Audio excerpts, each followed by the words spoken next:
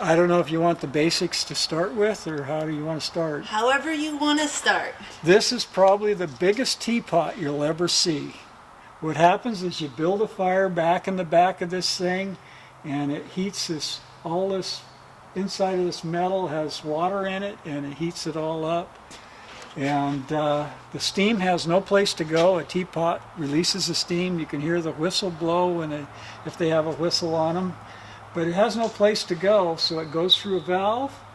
And this up here is a big piston inside of here. And it goes back and forth. Connects to a big wheel back here that goes around and around, which makes the tractor go up and down. And on the other side, there's a big flat belt pulley that you can put a giant belt on and run machinery with. Today, we had to take the valve apart that makes the steam that pushes this piston back and forth. That valve is this big hole right here, and what it does is it directs the steam. It directs the steam to push the piston one way, but when it gets one way, you need to have steam come in the other way and push it back. And that's how the simplified version, how a steam engine works. There's no paint on it. It has been soda blasted off to take all the paint we can off of it, because it's going to get a new paint job and be back up in service this summer. And so that's why it probably looks kind of ugly and drab, but it needed a paint job, and so we were trying to do it right so it is preserved for more years, quite a few more years. How old is it? This is 1912. When did we acquire it? Prior to 1910, prior to 2010, its first time of actually running here at the museum was 2010. So what's it used for? They were used on the farm to plow the fields.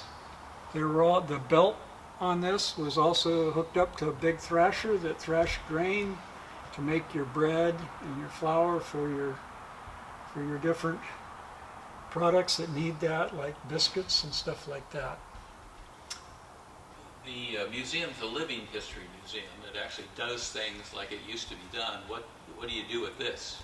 We do hook this up to the thrasher, and it actually helps with the demonstration and we actually thrash the oats, and you can actually see the whole process. So does it, it's run by wood, I assume. That's correct. Do you teach people how to operate it? All the time. My job is temporary here. I'm trying to teach the young people so they can take over. So how many people run this? I have about 8 people that are qualified right now, and there's more that's learning as we go along. And it's not just about knowing how to turn the wheel. You have to have a license, don't you? It's best if you have a certification. There is steam schools around. My preference is hands-on, because you seem to learn more when you're doing something, so you actually are learning as you do. And I've had a lot of people over the years that I've enjoyed to have them learn, and some of them even gone on to be firemen on some big locomotives.